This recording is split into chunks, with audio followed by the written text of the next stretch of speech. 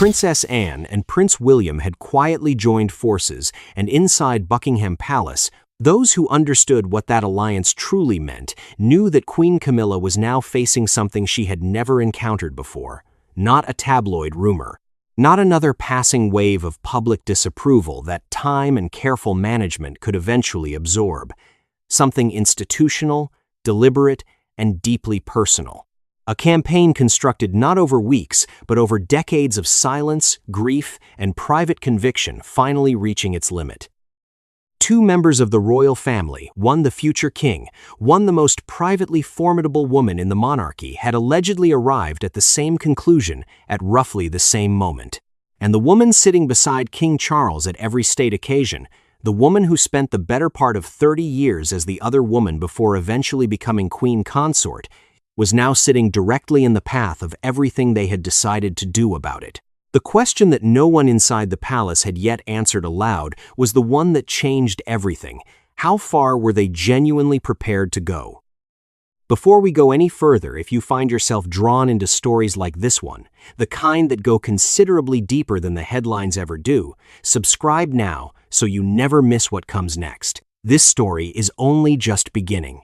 But to understand what Anne and William are allegedly building right now, and why sources describe it as something far more permanent than anyone close to Camilla initially recognized, you first need to understand the single moment that set everything in motion, a phone call, less than 10 minutes long.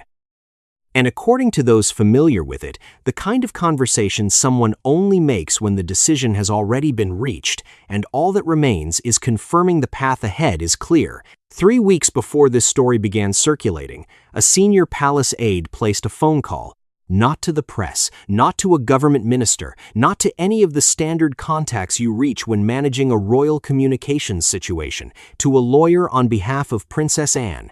The subject was Camilla.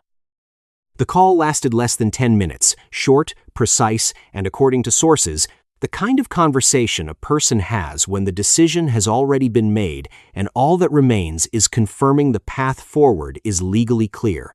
Those who learned about that call did not react with surprise. They reacted with something quieter and in many ways more significant than surprise: recognition. The recognition that something long anticipated had finally formally begun.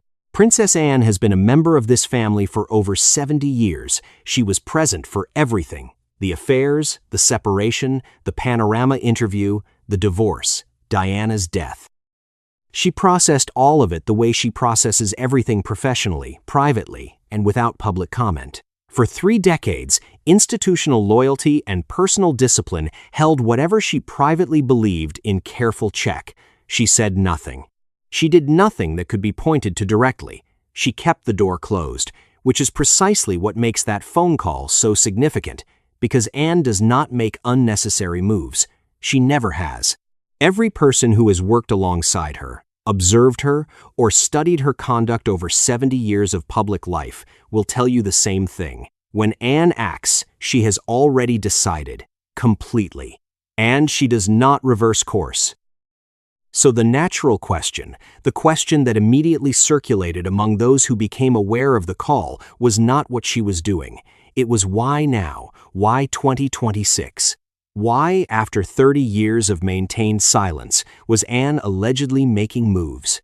Sources say the answer has 2 parts, and you need both of them to understand what is actually unfolding inside that palace right now. The first part involves William. Not William as the grieving son, not William as the future king-in-waiting, William as the man who, over the past 18 months, had quietly accumulated a level of institutional control that fundamentally changed what he was capable of doing. And, sources suggest, what he had already begun to do. The second part is older, more personal, and considerably more difficult to contain once it has been spoken aloud. But here is what sources agree on entirely. That phone call was not a beginning. It was the first visible surface of something that had been building, privately and deliberately, for far longer than anyone outside a very small circle had realized. The machinery, sources say, had already been in motion before anyone thought to ask whether it had started, and the first place it became visible was not inside a palace, it was inside a financial record. There is a version of Camilla's life that looks, from the outside, entirely secure. Every official engagement beside Charles, every state occasion, every diplomatic dinner, every carefully choreographed public appearance, she is there, in position, wearing the full visual glamour of a reigning queen consort. The title is real. The ceremonies are real. The seat beside the king is real. And for a woman who spent the better part of 3 decades navigating one of the most scrutinized and most condemned positions in modern British public life, the distance between where she began and where she now stands is, by any conventional measure, remarkable. But sources suggest that the version of Camilla's life that looks secure from the outside bears very little resemblance to what she is privately experiencing right now. What sources describe is not a single dramatic confrontation, not one moment of crisis that can be identified, managed, and moved past. What they describe is something considerably harder to navigate: the slow, disorienting accumulation of 100 quiet moves, each one individually deniable, collectively forming a picture that is becoming increasingly difficult to look away from. Her family's access to the institution is narrowing. Invitations that had previously been extended to members of her wider circle have been quietly restructured. Proximity to official royal occasions, the kind of proximity that communicates belonging, that signals position, has been gradually, methodically withdrawn. Nothing that generates a headline on its own. Everything that adds up to something unmistakable when viewed as a whole.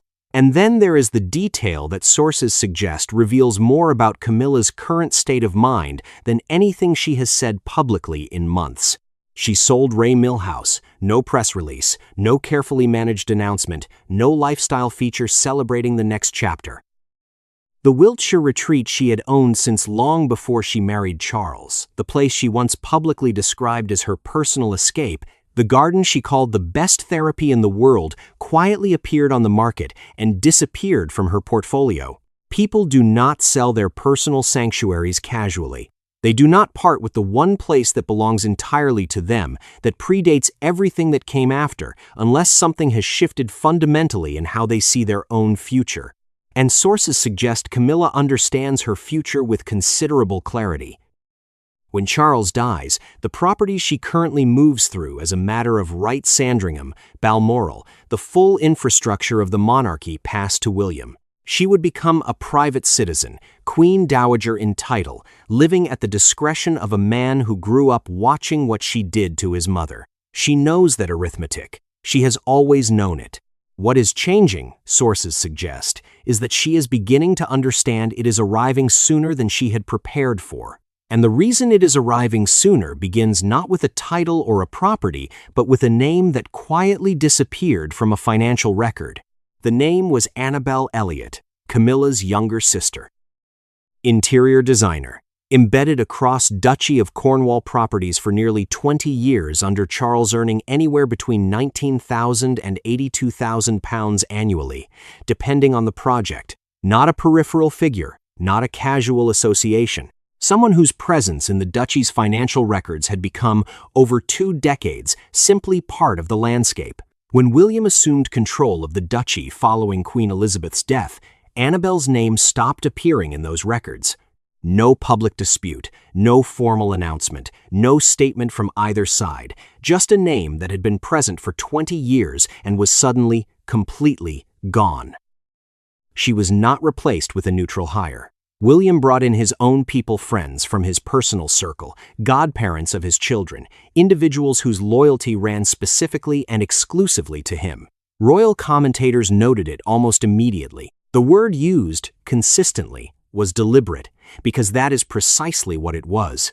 The Duchy of Cornwall is not a minor administrative portfolio. It represents over £1 billion in land, property, and accumulated investments, tenant farms, coastal estates, island holdings, commercial assets built across nearly 700 years of royal estate management. Every pound of it now under William's sole control, no consultation required. No approval needed from Charles or anyone else, and the first thing William did with that control was remove Camilla's sister from the payroll. The message did not require translation. Those inside the palace who understood how the institution communicates not through statements but through actions, not through announcements but through the quiet withdrawal of access, understood it immediately. This was not an administrative restructuring. This was a signal, deliberate, public in its own way, and entirely deniable if challenged directly. Sources say Anne watched it happen, and according to those same sources, she approved completely. More than that, sources suggest that decision opened a conversation between Anne and William that had been waiting years to take place. Two people arriving at the same conclusion at roughly the same moment, for reasons that were different in their specifics but identical in their emotional foundation. Both of them, sources say, had reached the same point, done waiting. What followed the Elliot removal went considerably further. Access to Crown events, proximity to official occasions, invitations that had previously extended naturally to members of Camilla's wider circle quietly restructured. The same slow, deliberate, entirely deniable narrowing of access applied more broadly across every connection between Camilla's family and the institution William now controlled, each move invisible on its own, everything unmistakable when viewed together. But sources suggest that what William was doing with money and access represented only one half of what was allegedly being constructed. The other half was happening somewhere older, more private, and for certain people inside Buckingham Palace, considerably more alarming. It was happening inside a room the public has never seen and was never meant to. There is a room at Windsor Castle called the Royal Archives. No tourists. No documentary crews, no public access of any kind. What it contains is the unfiltered, unedited, privately recorded history of the British royal family letters, diaries, internal correspondence, handwritten notes, and the kind of contemporaneous written record that only exists because the people producing it never imagined it would be examined by someone with both the access and the motivation to examine it carefully.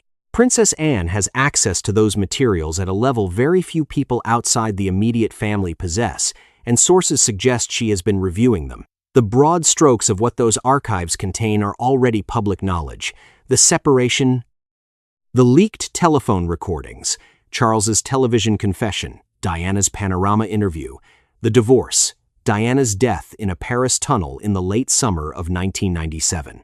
30 years of books, documentaries, and biographical accounts have mapped the public outline of that period with considerable thoroughness. What sources suggest is in those archives goes well beyond the outline. It is the specificity, the private, contemporaneous, written record of who knew what and when they knew it, who was informed of what was happening inside that marriage, and what they did with that information. How Diana's distress documented, visible, and described by Diana herself in terms of profound personal suffering was received by the institution she belonged to. How the people responsible for managing that institution responded when one of its most prominent members was, by her own account, falling apart.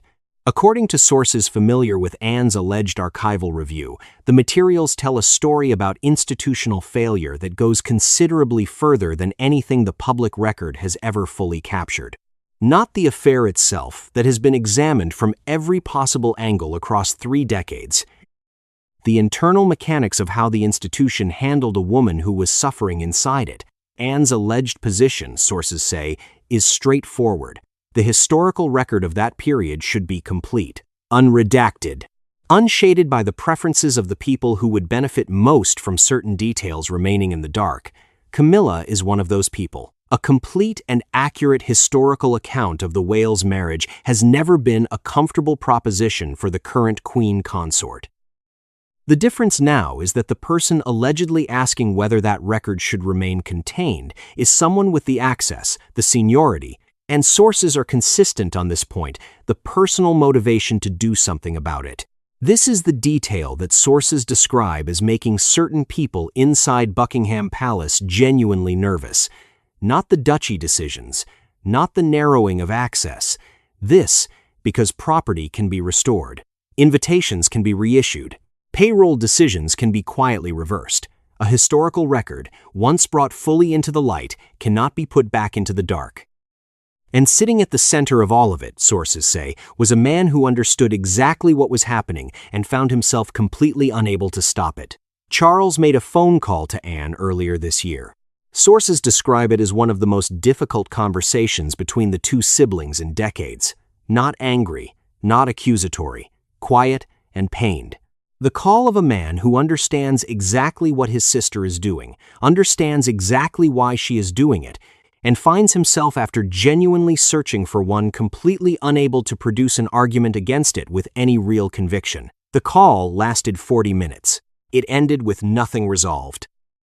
That detail alone tells you a considerable amount about where Charles actually stands. He is 76 years old. He was diagnosed with cancer in February of 2024.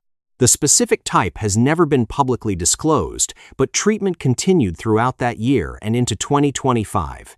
He has maintained his public duties across that period, with genuine discipline appearing at engagements, fulfilling constitutional obligations, projecting the composure the role demands. But discipline is not the same as strength, and keeping up appearances is not the same as having the capacity to fight on multiple fronts simultaneously.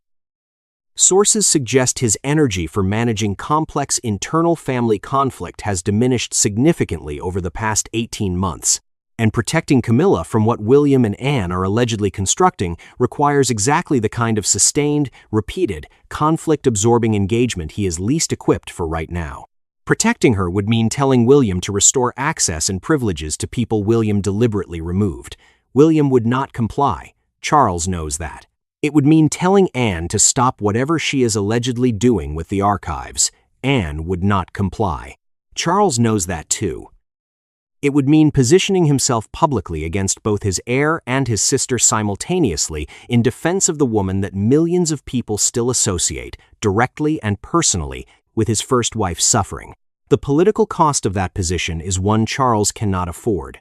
The personal cost, sources suggest, may be even higher.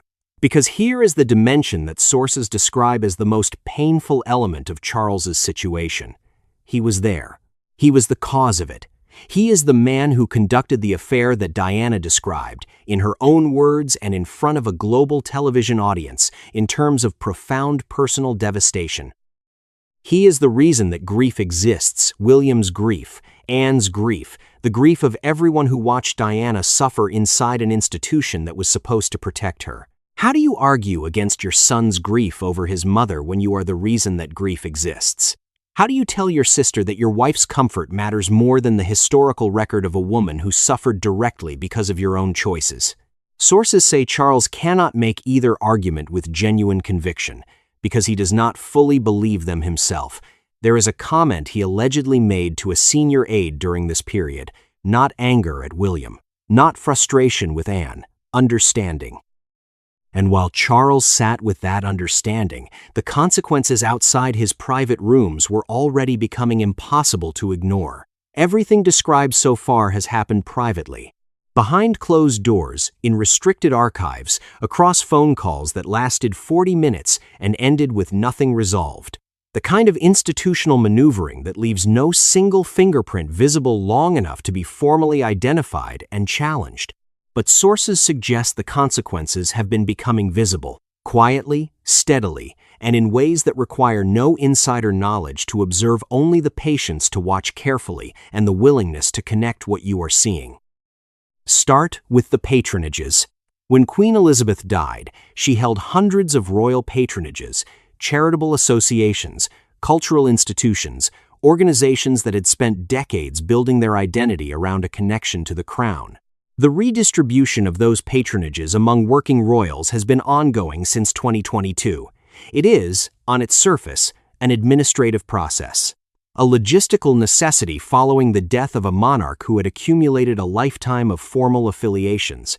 Sources suggest it has not functioned purely as logistics. Specific high-profile patronages that were being positioned toward Camilla were quietly redirected. Not through any announced decision that could be pointed to or publicly challenged, simply a reallocation described by those familiar with it as reflecting priorities rather than practicalities. Anne, sources suggest, has been involved in certain of those decisions in ways that shaped the outcome. Then there are the royal warrants. In 2025, Charles granted William and Catherine the authority to issue royal warrants, the formal ability to publicly endorse brands and institutions on behalf of the crown. It is a privilege monarchs have historically guarded with considerable care. Extending it to William and Catherine was a public signal, deliberately legible to anyone who understands how the institution communicates. The crown's symbolic weight is being repositioned toward the next generation, toward William and Catherine, away from the current reign and everything associated with it, including Camilla. And ever's the visual record the dimension sources describe as the one Camilla's circle has been slowest to fully appreciate. Decisions currently being made about how the reign of Charles III is being documented. Official photographs, historical displays, crown-affiliated documentary projects. Sources suggest those decisions are reflecting specific priorities about who gets centered in the frame and whose presence is quietly minimized at its edges. Royal history is shaped by what gets preserved and how. The visual record of a reign becomes the historical record. The historical record becomes legacy, and legacy, once established, is extraordinarily difficult to revise.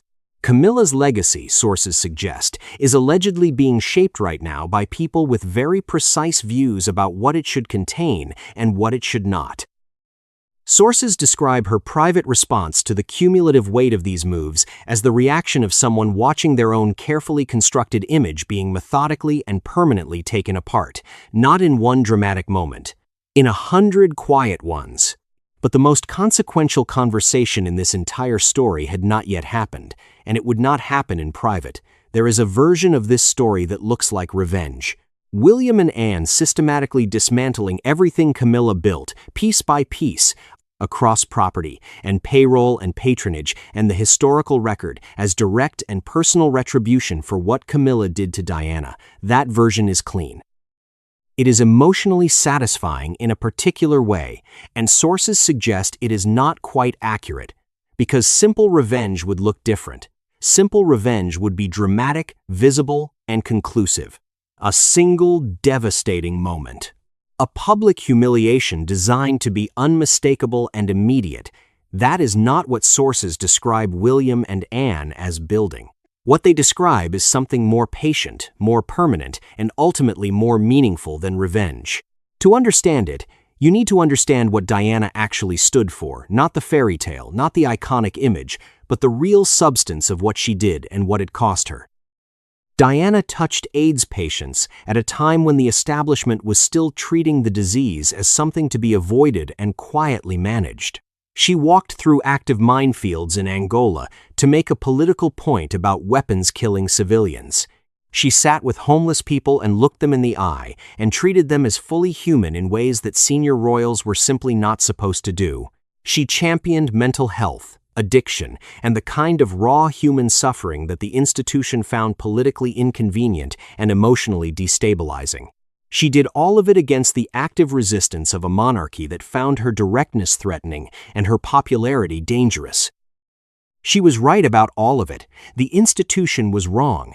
William knows this not as historical analysis but as lived personal experience. He watched his mother be right. He watched the institution punish her for it. He was 15 years old when he walked behind her coffin through the streets of London in front of the entire world. He is now 43, with £1 billion in assets under his sole control and the full machinery of succession behind him. Sources suggest his modernization agenda is not simply good institutional management, it is Diana expressed architecturally. The emotional intelligence, she was told, was inappropriate being built into how the crown engages with the public. The causes, she was told, were beneath the dignity of a senior royal being funded through the Duchy he now controls. The human accountability, she was punished for modeling being written into the identity of the monarchy he is constructing. Anne's contribution runs parallel. Decades of quiet, genuinely impactful work that represents a living argument against performative royalty.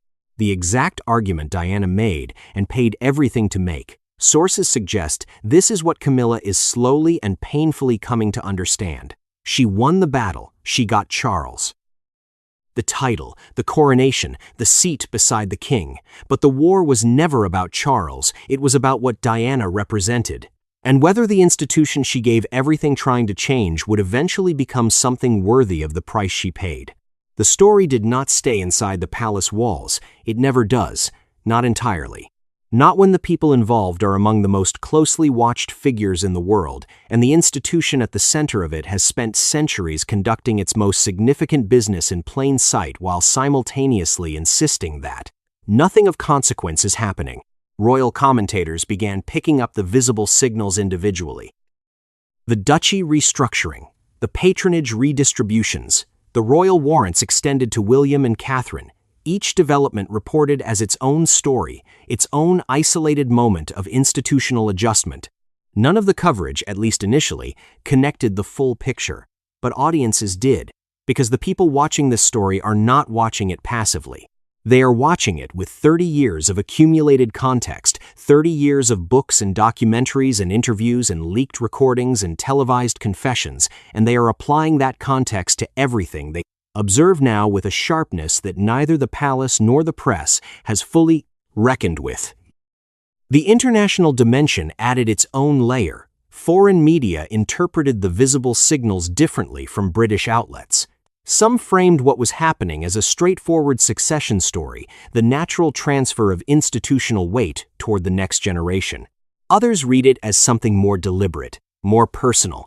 The rehabilitation of Diana's legacy conducted not through speeches or ceremonies, but through the quiet, deniable, entirely legitimate mechanisms of institutional control. Constitutional commentators raised questions that had no comfortable answers. What does it mean when an heir apparent uses the full scope of his legitimate authority to systematically reshape the landscape around a sitting queen consort? Where is the line between institutional modernization and something more targeted? And who, within the existing framework of the monarchy, has either the standing or the appetite to draw that line? No one answered those questions directly. No one was going to. But the public conversation had its own momentum now. And at the center of that conversation was a figure who had been absent from it for nearly 30 years, Diana. Not as a memory, not as a historical subject. As the reason why everything currently happening carried the emotional weight that it did, the anniversary approaching on the horizon sharpened everything. The 30th year since Diana died in a Paris tunnel was drawing closer with every passing month. And in that context, every visible move William made, every alleged archival review attributed to Anne, every quiet withdrawal of access from Camilla's circle, carried a charge that went well beyond institutional politics. This was a family reckoning, and the public had been watching it build, in fragments and glimpses, for 3 decades. Sources suggest that what was coming next made everything that had happened so far look, in retrospect, like preparation. Because the clearest signal of where this story had truly arrived would come not from a source or a statement, but from a single moment that needed no words to be understood by anyone who saw it. Go back to Westminster Abbey, the 6th of May, 2023, Camilla walks in wearing the Girls of Great Britain and Ireland tiara, Queen Elizabeth's personal favorite, the piece that appeared on British banknotes for decades. The most recognizable crown jewel in the world outside of the imperial state crown itself. She wears it into the most significant religious ceremony the British monarchy conducts, in front of a global audience of hundreds of millions, on the day she is formally and irrevocably crowned Queen Consort. For her supporters, it was the moment the rehabilitation was complete. Everything she had endured, the decades of public condemnation, the protests, the newspaper headlines, the weight of a nation's grief redirected squarely at her had been survived. She had outlasted all of it. And here, in Westminster Abbey, with that tiara on her head and Charles beside her, the institution was saying so publicly and permanently. That was one way to read the moment. Sources suggest there was another.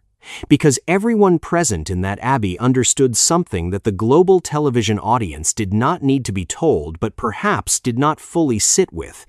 That tiara would not remain Camilla's.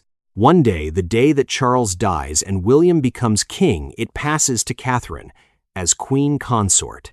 As the woman whose place in this institution is not contingent on anyone's goodwill or historical revision, but on the unambiguous and uncomplicated fact of succession. When that transfer happens, the symbolism will be total. Everything Camilla's coronation moment represented the legitimacy. The arrival, the institutional endorsement will be quietly and completely overwritten by the image of Catherine wearing the same tiara in the same role. Sources suggest Anne understood that perfectly as she sat in that abbey. William understood it too. They were not watching a triumphant conclusion, they were watching a clock start. Now look at the image differently, with everything this documentary has placed in front of you. Anne in that abbey, carrying whatever the archives allegedly contain. William seated with Catherine, already controlling the duchy, already making the moves that would follow.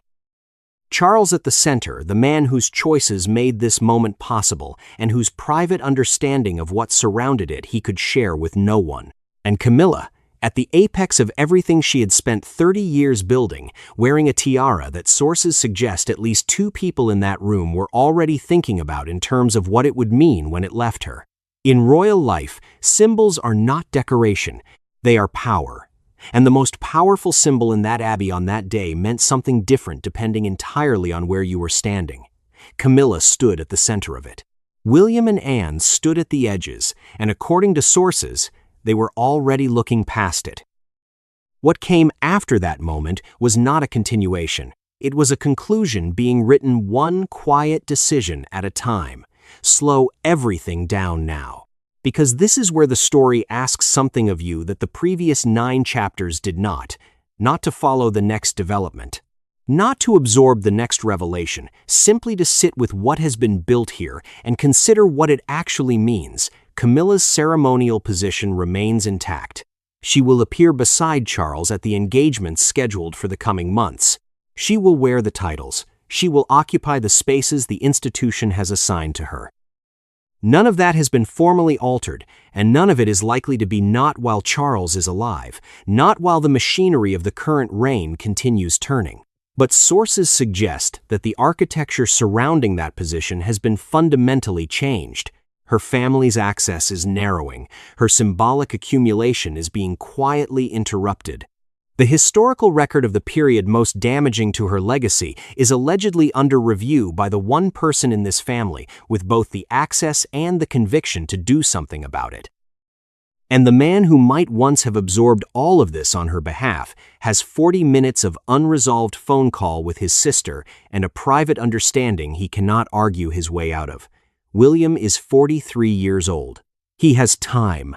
He has institutional control on a scale no Prince of Wales has wielded in living memory, and sources suggest he is using it with a patience and a thoroughness that speak to something far more considered than frustration. Anne has spent over 70 years inside this institution. She has watched everything. She has said almost nothing. And sources suggest that when a person of that discipline and that duration finally decides to act, the decision has been examined from every angle and found, each time, to be correct. What they are allegedly building together is not a monument to grief. It is not a campaign of punishment. Sources suggest it is something the monarchy has resisted for decades and that one woman tried, at enormous personal cost, to make it become during her lifetime. Diana touched the untouchable. She said the unsayable. She stood in minefields and hospital wards and homeless shelters and looked people in the eye and refused to perform a version of royalty that kept human suffering at a comfortable distance. The institution found her dangerous. It was wrong, and she paid for its wrongness with everything she had. She never saw what came after. She got a Paris tunnel, 2 boys without a mother, and a flag that took unconscionably long to be lowered. But sources suggest something is happening inside that palace now that she never lived to witness. Her son and her sister-in-law, moving together quietly, permanently, and with complete conviction reshaping everything built in her absence into something she would have recognized immediately, not as revenge. As the institution she always believed it could become arriving, at last, 30 years too late, and carrying her name in everything except the words.